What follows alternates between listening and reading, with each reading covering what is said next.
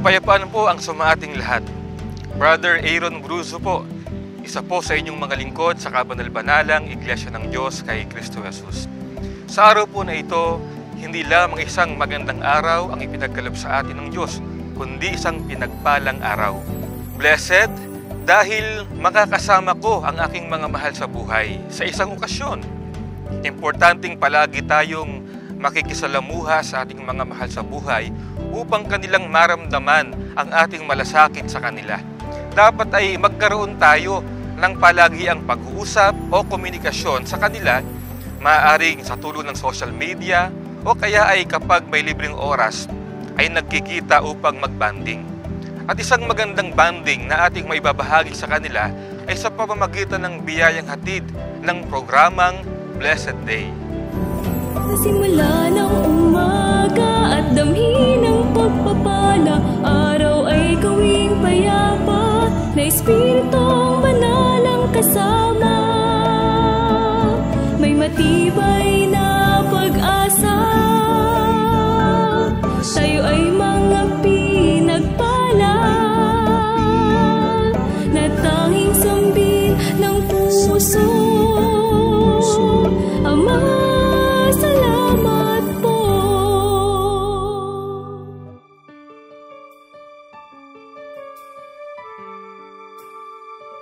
Sa atin ng mga mananampalataya sa salita ng Diyos, napakahalaga na sa bawat araw na dumaraan sa ating buhay ay may guide tayo na nagiging batayan ng ating meditation o reflection. Kaya't sa bahaging ito ng Blessed Day, aming buong lugod na ipaglilingkod sa inyo ang daily reflection na hango sa mga aklat na sinulat ng kapatid na Hiel na siyang pangunahing lingkod sa kabanal-banalang Iglesia. At ang daily reflection natin para sa araw na ito ay hango sa daily reflection na Love Notes.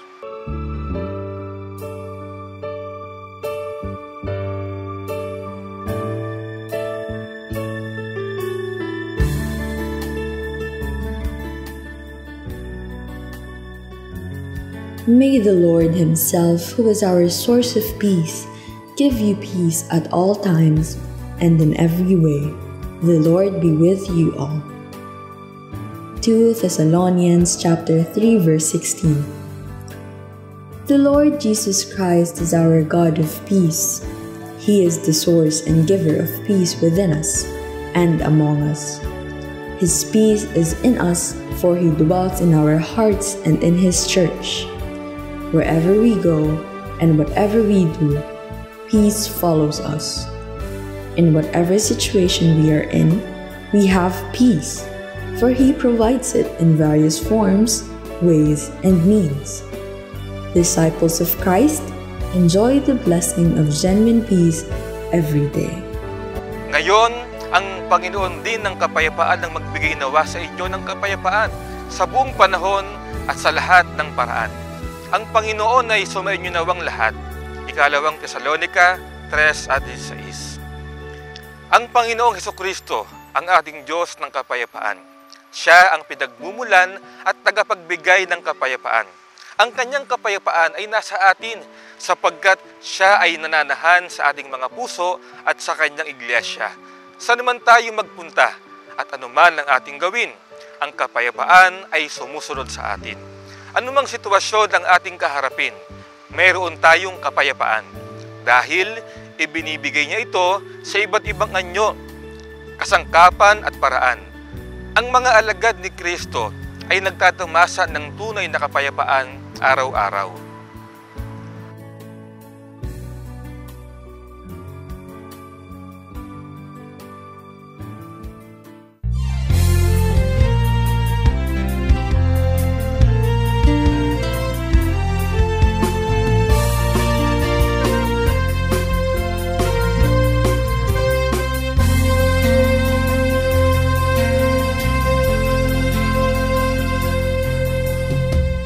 Marikita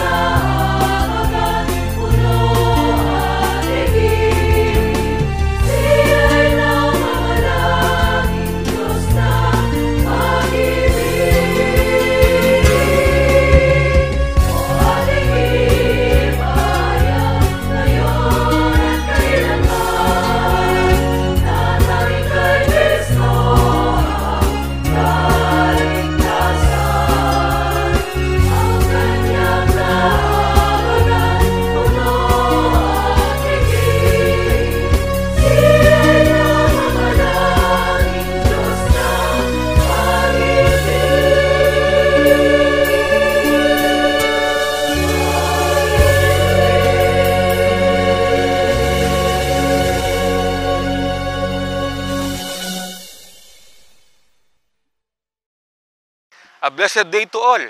Kayo po ay kasalukuyang nanonood ng programang ipinaglilingkod ng Kabanal-Banalang Iglesia ng Diyos kay Kristo Jesus.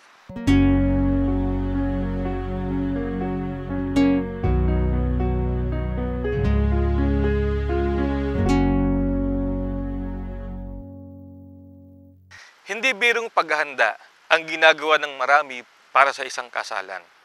Hindi rin maliit na halaga ang inilalaan ng marami may pagtapos lang na matagumpay ang ritual na ito. Ano nga bang mas mahalaga at dapat paghandaan? Yun bang marriage o yung wedding? Ano ba ang pinagkaiba ng dalawa? Yan po ang liliwanagin sa atin ng pagtuturong nakahanda sa ating paboritong segment, ang Gabay ng Pamilyang Kristiyano.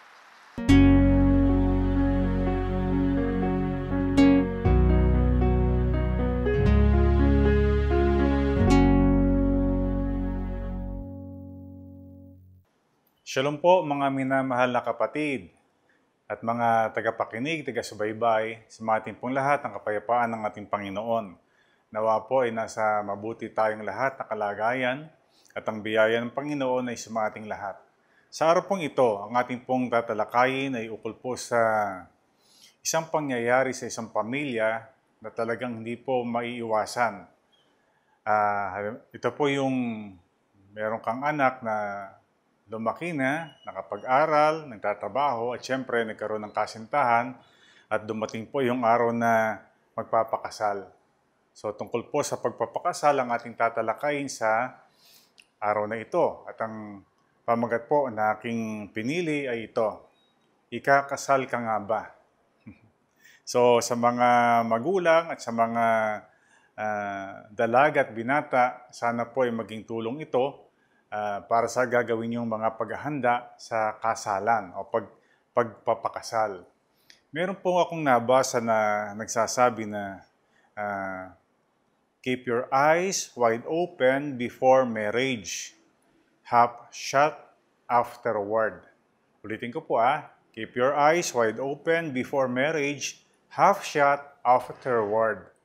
Ito naman pong mga salitang ito ay ukol sa bago magpakasal. Halimbawa kasi, dalaga ka, siyempre mahalaga po na ikaw ay mamimili ng kakasamahin mo sa buhay, yung magiging asawa. At kung ikaw naman ay binata, siyempre mahalaga po na pipili ka rin ng babae na gusto mong mapangasawa habang buhay. Kaya sabi dito, keep your eyes wide open. Talagang mahalaga po na maghanap, manalangin sa Panginoon upang ipakita sa iyo, ma-meet mo yung dream girl o dream guy mo. Sapagkat mahalaga po na totoong ikaw ay mamili. Tignan mong mabuti ang kanyang katangian, ang kanyang personalidad upang kung kayo magkasama na bilang mag-asawa, talagang accepted mo siya, kilala mo siyang mabuti. At ano po sabi sa bandang uli, half shot afterward. Kasi nga po, pagka married na kayo, wala ka na talagang magagawa. Kayo talina ng mga kautusan ng Panginoon, sa batas ng Diyos, forever na ang iyong commitment. So half shot na yung mata mo, ibig sabihin talagang pag may nakita ka mga kapintasan niya, mga kahinaan niya, hindi mo na masyadong titingnan.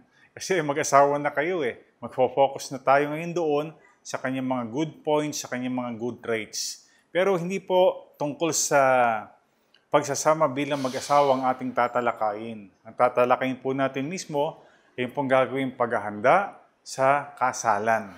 Kasi ang kasalan po sa buhay ng isang tao, yung kasal, lalo na sa mga babae, napaka-memorable po niyan. Di po ba? Kaya nga, sinisikap ng couple, ng magkasintahan, na ito'y maisagawa sa isang lugar na memorable. Isang lugar na gusto talaga nila para makapture ng video, makapture ng mga photos, para pagka sila may mga anak na at maging tumagal ang kalang pagkasama, pero po silang magagandang alaala, magagandang videos, magagandang photos na kanilang mababalikan. Kaya yung iba po siyempre, pumipili ng mga gagandang venue, di po ba? Yung talagang maganda yung mga lugar, magiging memorable sa kanilang dalawa, sa kanilang mga kamag-anak at maging sa kanilang mga bisita. Pero alam niyo po, ang mahalaga maiayos na mabuti, mapaghandaang mabuti yung pong kasalan ng isang lalaki at babae. Una po, ang pagpapakasal ay dapat nating maunawaan, ito po'y kalooban ng ating Panginoon. Sa isang lalaki at babaeng nagmamahalan, ang gusto talaga ng Diyos magkasama sila, maging isang mag-asawa at buhat sa kanila ay magkaroon po ng isang pamilyang makadiyos na talagang kilala ang Panginoon, naglilingkod sa Diyos at iniibig siya. Ngayon po, alam niyo po, merong isang joke Sabi dito sa joke, many women marry men just like their father, which may explain why many mothers cry in weddings. Cry at weddings. Marami daw pong mga babae ang ipinapakasalan katulad o kagaya ng kanilang mga tatay. Kaya daw yung mga nanay naiiyak pagka kinakasal na yung anak nila. Yun naman po joke lang. Pero totoo po yun. Kadalasan yung mga daughters, ang hinahanap nila, yung nakita nilang katangian, qualifications, galing sa kanilang mga tatay. Di po ba? Pero malalayo na naman tayo sa dapat nating i-discuss. Ang dinidiscuss po natin, tatalakayin natin yung paghahanda para po sa wedding o kasalan. Una po, mahalaga na ang wedding ay pinaghahandaan, pinaplano. Di po ba? Ibig sabihin, ito po'y pinag-iisipang mabuti.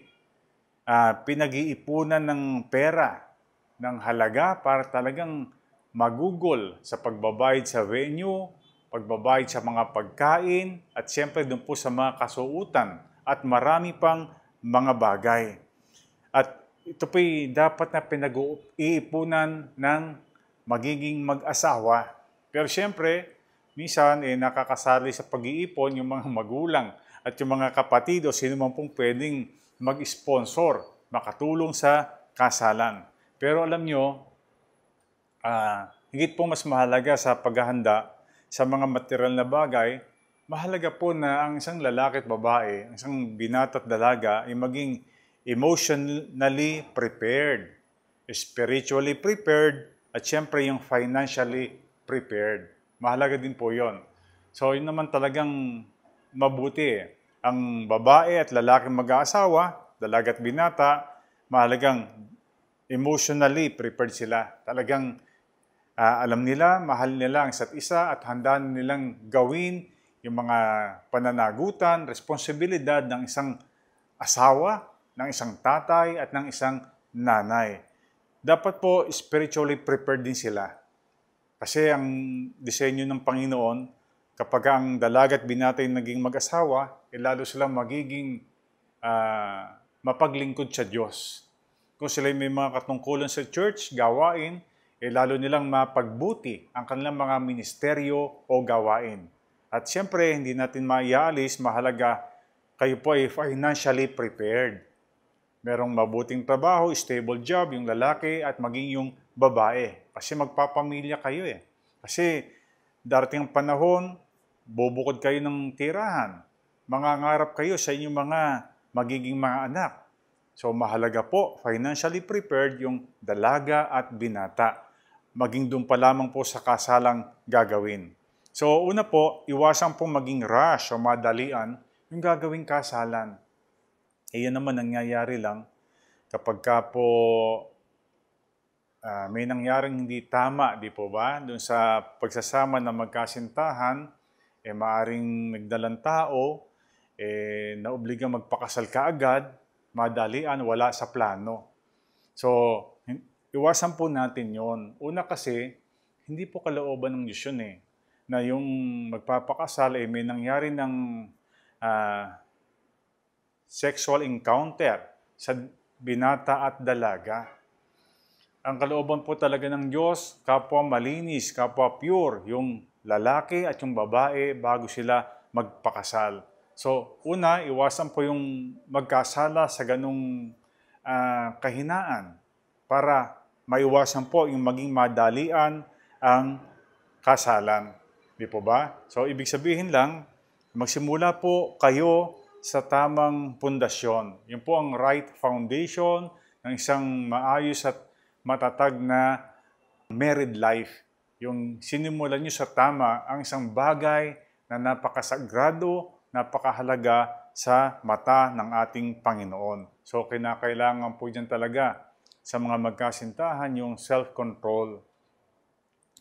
Yung laging pananalangin, yung pong guidance ng Holy Spirit, guidance ng inyong mga magulang, at syempre yung banal na takot sa Panginoon. Kasi yun pong mga paraan para makaiwas tayo sa temptation. Kasi pag laging magkasama talaga, nagkakadikit, natutukso. Pero kung alam niyo yung mga dapat yung ingatan, dapat yung pigilan, magagawa rin naman sapagkat marami pong ikinakasal talaga. Yung lalaki at babae, they are both pure sa harap ng Panginoon. Kaya talagang gift nila to each other ang isa't isa. So yung pumalaga ha, we should arise and shine sa mga kabataan. Lalo na kabataang Kristiyano, you should arise and shine. Ika nga, kaya talagang maging extraordinary sa maraming kabataang dito sa ibabaw ng mundo. You should honor each other. At hindi lang yon. Kapag ka po, alam nyo, iningatan nyo yung pagsasama bilang magkasintahan, hindi kayo gumagawa ng mga bawal na bagay, you are honoring the Lord sa inyo pong relationship. Di po ba? At pagka po gayon, alam nyo, ang blessing ng Panginoon, ibibigay niyang lalo. Ang inyong mga desires ng puso nyo, ibibigay ng Panginoon kasi you are delighting on His commandments sa kanyang mga alituntunin. At kapag ka nakita yun ng Panginoon, bakit hindi niya ibibigay yung mga prayers niyo, di po ba? Yung mga pagtulong at paggabay sa inyong magiging mag-asawa. So mahalaga po yan, mga kapatid, mga kaibigan. Tungkol naman po sa kasalan, alam nyo, ang naghahanda po ng marriage contract, dapat yung magkasintahan. Hindi po natin to pwedeng ipagpaubaya dun sa ating tagapangasiwa, halimbawa at sa ating congregation o dun sa church o sa iglesia. Kayo po mismo, yung binata at dalaga, kayo po ang lalakad ng pag-aayos, paghahanda ng marriage contract. Kasi, alam nyo, napaka-delicate po yung pag-i-entry nyo ng mga pangalan, kailan kayo ipinanganak, ilang taon kayo, sino yung mga magulang, yung mga pangalan nila, dapat eksakto, wala pong mali. So, sa inyo po, nakalagay na responsibilidad ang ukol po sa marriage contract. Ngayon, yung kasalan, kinakailangang magarbo. Kung kaya naman, bakit po hindi? Kasi nga, it is a once in a lifetime na event sa buhay mo. A significant event sa buhay ng isang tao. So, kung kaya mong maging magarbo, gumastos malaki, bakit hindi? Di po ba? Pero hindi naman po kinakailangang obligado na maging magarbo. Ang una pong dapat nating consider, maging presentable. Diba? Maging presentable yung venue, yung lugar na inyong gagamitin sa kasalan o kapilya. Halimbawa, yung iba po, umuupa ng mga resorts, o kaya mga garden para doon po gawin ang kanilang mga kasal. Yung iba naman, umuupa ng hotel.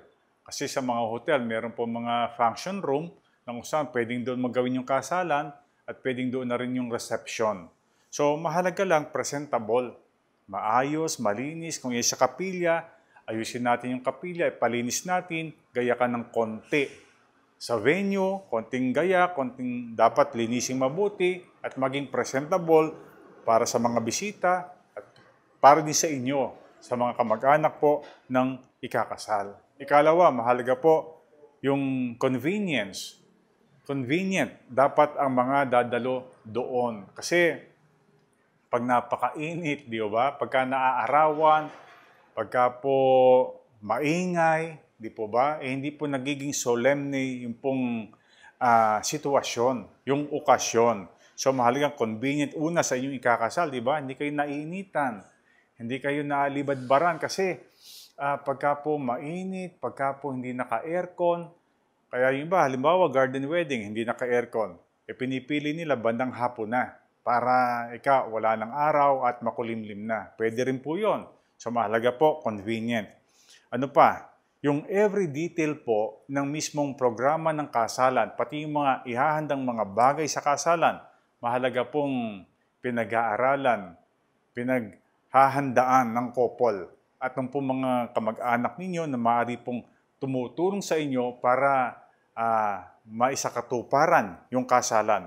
Ano ang mga halimbawa? Yung pong oras. Halimbawa, pumili ka ng isang garden wedding, tansyahin mo yung oras. Hindi mo pwedeng isagawain ng alas 2 o alas 3 ng hapon na maaring, halimbawa, summertime yun. So, ang init, di po ba? Kaya, i-adjust nyo yung oras. Halimbawa, garden wedding. Tingnan nyo yung lugar. Kapag alas 3 kaya, anong lagay dito? Baka napakatindi ng sikat ng araw. So, hindi natin pwedeng simulan. Alas 4, alas 5, ano kaya itsura o kalagayan ng garden na ito o ng resort na ito? So, mahalaga po yung pinag-aaralan. Pati po yung weather di ba? Halimbawa, magpapakasal tayo ng rainy season. Medyo delikado po na sa open space tayo kaya sa garden wedding.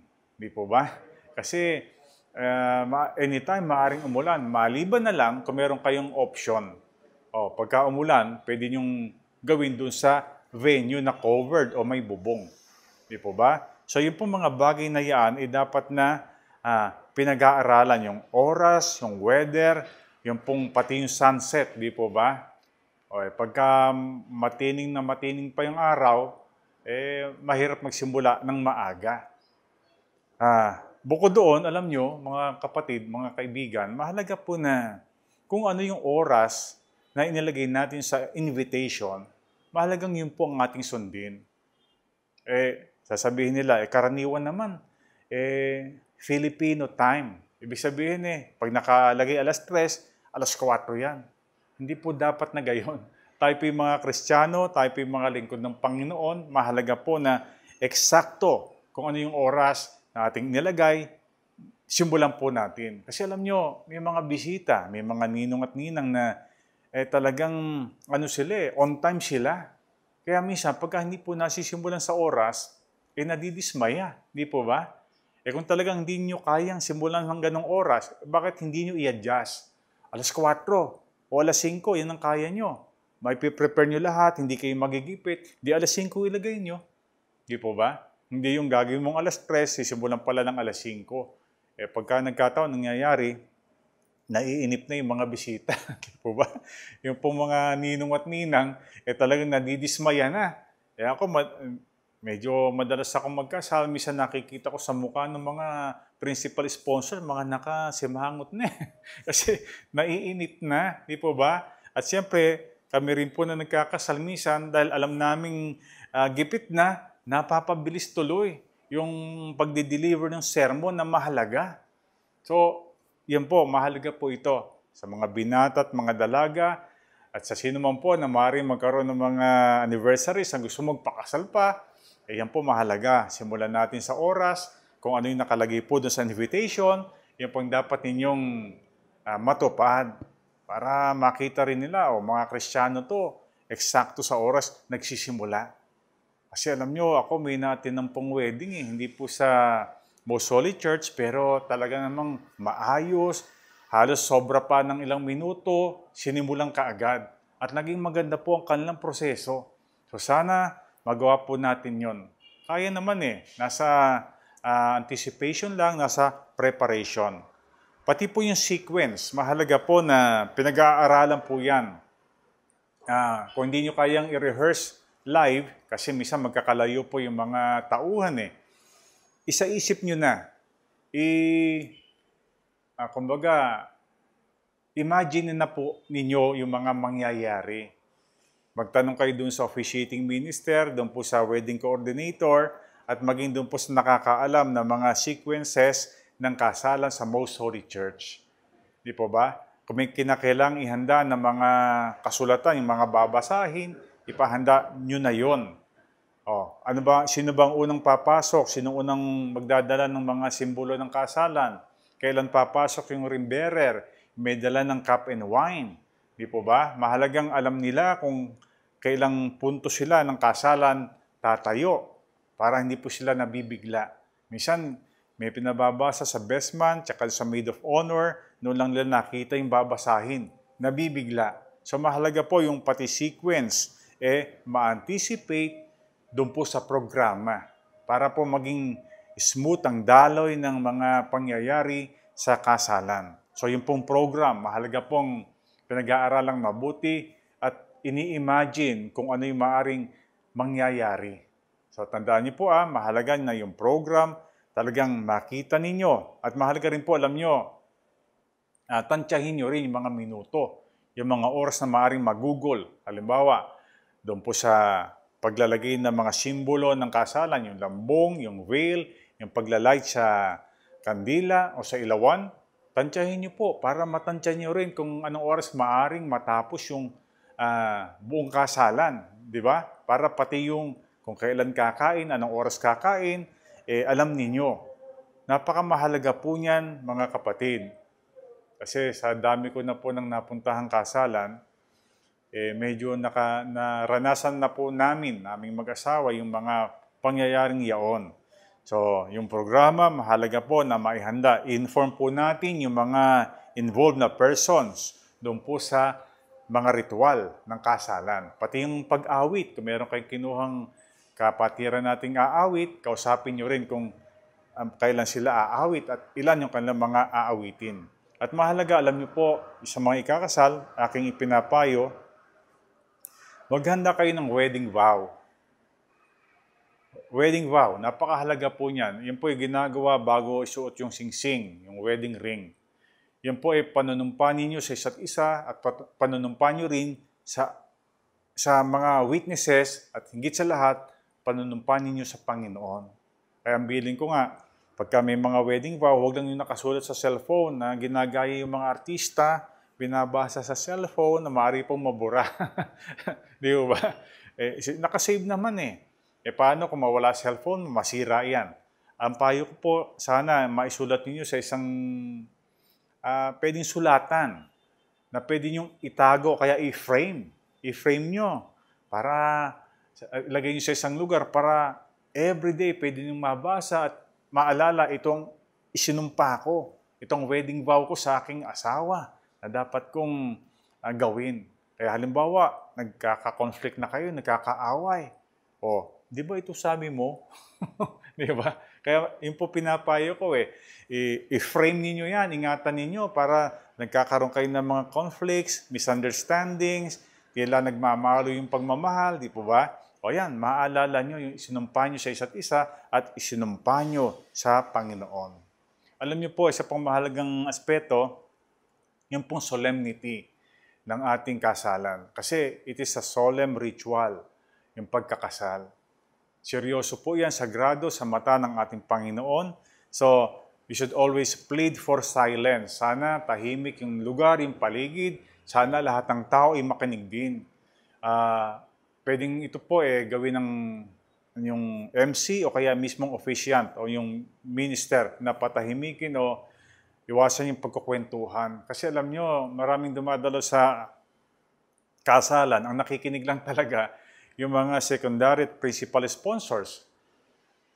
Yung iba po kadalasan nagkukwentuhan lang, nagdadaldalan doon po sa bandang likuran. Hindi po maganda yon. At tila baga, ang naabangan lang nila, yung katuwaan pagkatapos ng kasalan at yung kainan. Hindi po maganda yon. Mahalaga, yung silence po, yung pagiging solemne ng gawain, yung maging nasa lugar. Yung background music, mahal ka rin po na may background music habang naglalagay ng mga ritual o ng mga simbolo ng kasalan, habang may mga wedding vows na sinasabi. So, kayo na po mag-arrange kung paano gagawin yon. Kasi mahalaga may background music. Kahit po sa panahon na nagpapapirma sa kontrata, kahit po sa panahon na meron na yun yung photo ops na, di pa ba? Nagpapapicture na yung mga principal people na kasama po doon sa kasalan. Ano pa? Yung pong pagkain. Kasi alam nyo, yung iba gumagawa sila ng grazing table o kaya mga pika-pika pagkatapos ng wedding para habang nagpapalit ng damit yung ikinasal, naghahanda sa program, maibsan yung gutom. Okay po yun. Kung may mga grazing table, may mga pika-pika na pwedeng iserve habang nag-aantay bago talaga yung main meal. Pero minsan, alam nyo, may mga kasalan na wala po yun eh. Kaya minsan yung mga bisita, ang tagal mag-antay, nagugutom na. Hindi pa lumalabas yung bride and groom na ikinasal. Kaya nagugutom na. So mahalaga po na isipin nyo rin yun. Paghandaan nyo rin, paano ba magiging maayos na hindi maiinip yung mga bisita at hindi magugutom. So kung kailan papakainin, ano yung papakain muna bago yung talagang kainan, mahalagang pinag-iisipan din po yan. At huwag po natin gugutumin yung mga bisita. At alam niyo po, mahalaga rin na kung pinag-iisipan nyo na maganda yung venue, maayos yung garden, pag-isipan nyo rin mabuti kung masarap at maganda yung presentation ng pagkain. Kasi alam nyo, isa po sa natatandaan ng mga bisita yan eh. Masarap ba yung pagkain sa kasal? Yung kadang tanong pag dumating sa bahay. Hindi mo tatanong na, maganda ba yung wedding gown ng bride? Maganda ba yung sermon? Wala yata nagtatanong ng ganyan. Lagi tinatanong, masarap ba yung pagkain? So huwag niyo pong ine-neglect yun kasi yun pong mas natatandaan. Although, natatandaan yung wedding gown, natatandaan yung diniscuss sa sermon, natatandaan yung mga ritual, pero higit pong natatandaan yung pagkain kinain. So pumili po kayo kung kayo magpapakater ng sigurado ninyo na masarap yung pagkain. Sigurado ninyo na yung pagkakaluto sa mga karne malalambot. Okay naman, sigurado ninyo na hindi po mapapanis, di ba? Minsan may mga ganyan din eh. At siguraduhin niyo po na malinis. Kasi minsan nakatiwangwang, di po ba? Nakatiwangwang yung kuhanan ng pagkain. Bagaman bihira naman po mangyari yon, pero tiyakin niyo lang po na maayos. Pati mga utensils, pakita po ninyo na maayos, malinis. Ngayon pa naman, alam natin usong-uso yung pagkakahawa sa mga pagkakasakit. So yan po Pati po yung seating arrangement. Mahalaga, alam ninyo, alam ng mga bisita kung saan sila mauupo. Paano ba? Sa atin po sa iglesia, sa church natin, palagi po yung lalaki, pag nakaharap yung officiating minister, nasa right side ng officiating minister. So, nakaupo yung kakasal, nakaharap yung officiating minister, yung lalaki, doon po sa right side po pwesto. So pati po yung mga ninong doon din. Pati po yung abay na lalaki doon din po. Sa right side, kapag ka nakaharap sa audience yung magkakasal. So siyempre, yun naman mga babae doon po sa left side.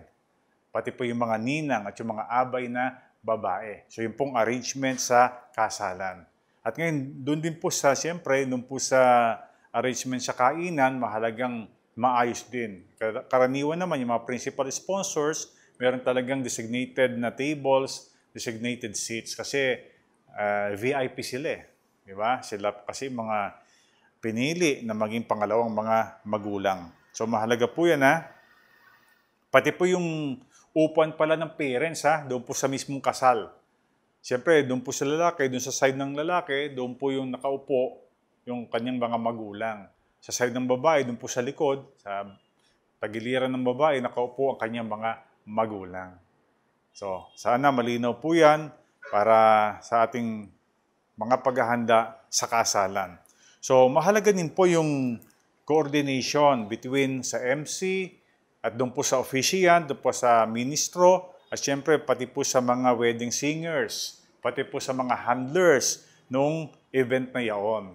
Diba? Para hindi po doon mismo sa ritual na nagkakatanungan. So beforehand, before simulan po yung programa, mahalaga po na magkaroon ng short meeting, yung pong MC, yung pong officiant, at yung pong wedding coordinators, pati pong mga wedding singers, para alam nila kung kailan sila entra, kailan sila hihinto, at anong mga dapat na ihanda.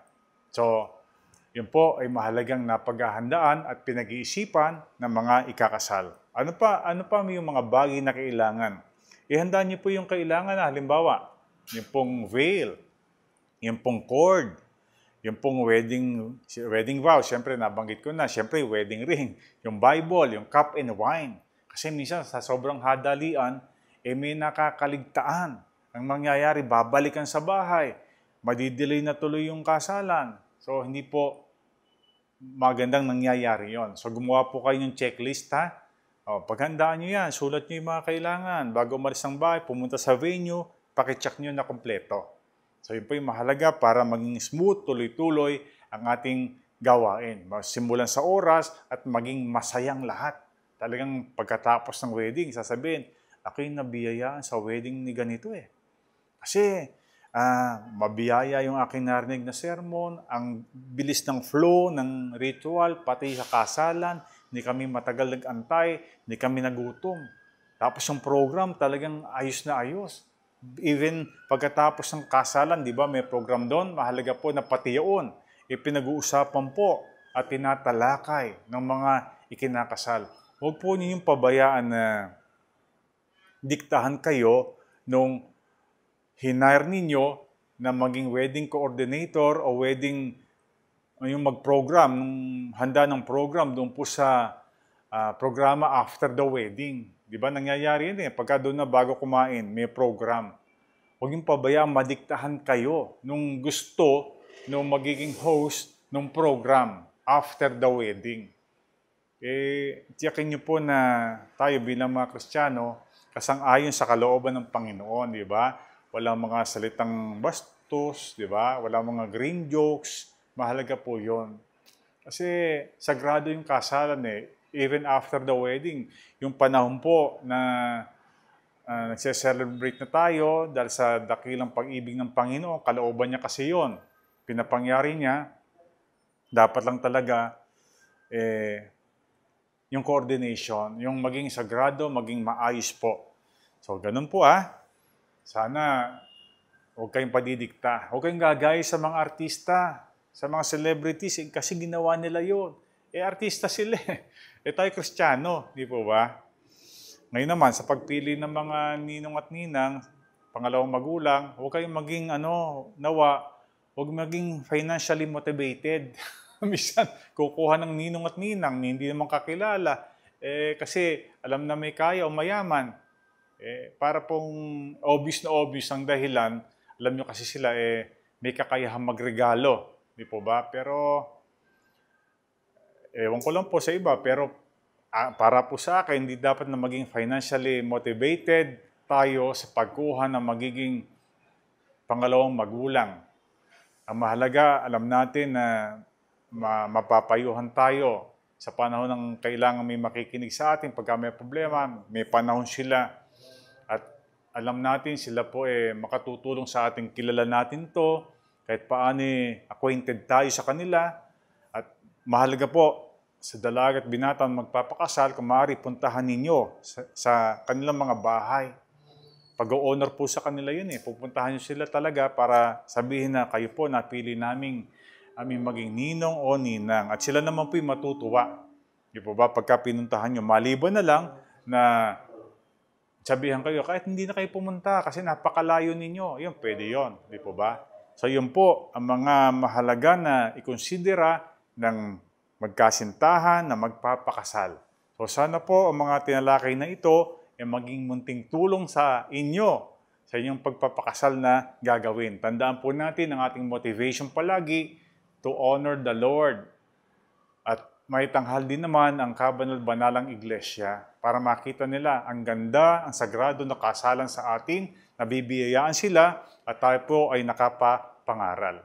So sana po ipagpala sa atin ang ating mga narinig, magawa nating lahat, sa ating pamilya, magmula ngayon at magpakilanman. Maraming salamat po. Tayo po ay sumapit na sa dulong bahagi ng ating programa.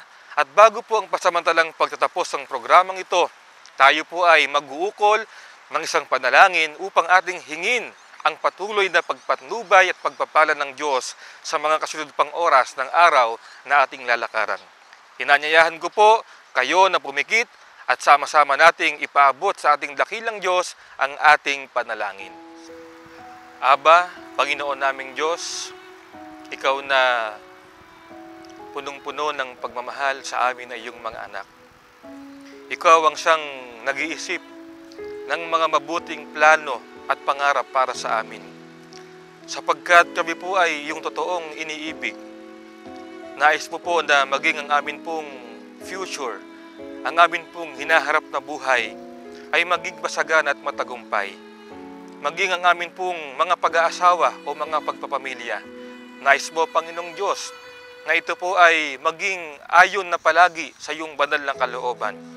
Dahil dito, Panginoon, kami po ay lumalapit sa iyo, alang-alang sa kapakanan po ng aming mga kapatid na nagpaplano sa malapit na panahon upang sila po ay bumuo ng pamilya.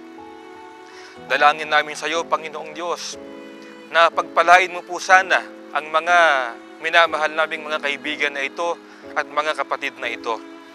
Ihanda mong mabuti ang kanila pong mga pag-iisip, ang kanilang mga kalooban, sapagkat hindi biro ang isang kalagayan po na kanilang papasukit bilang isang buhay may pamilya. Alam namin, Panginoong Diyos, na sila po ay daraan din sa iba't ibang uri ng mga pagsubok o ng mga tiisin. Sana po ay una mong patatagin ang kanilang pananampalataya. Taglayin po nila, Panginoong Diyos, ang kanilang lubhang banal na pananampalataya upang siyang magamit nila sa kanilang mga pagpapatuloy sa pagdilingkod sa iyo kung sila man po ay dumaraan sa maraming mga pagsubok sa buhay na ito. Hindi lamang po, Panginoon, ang kanilang kalooban at isipan ang kanila sanang maihanda, kundi maging ang kanilang mga kabuhayan, ang aspetong pinansyal ng kanilang mga pamumuhay. Pagpalain mo sila, Panginoong Diyos, sapagkat ang pananalapi o pinansyal ay mayroon po malaking kinalaman upang maging masaya at masagana ang kanila pong mga pamumuhay. Panginoon, tulungan mo sanang masumpungan po nila ang iyong mga pagpapala sa mabuting mga pamamaraan upang kung ito po ay kanilang maihandang mabuti, sila po ay maging maayos at responsableng mga magulang sa kanilang magiging mga anak o sa kanilang pamilya.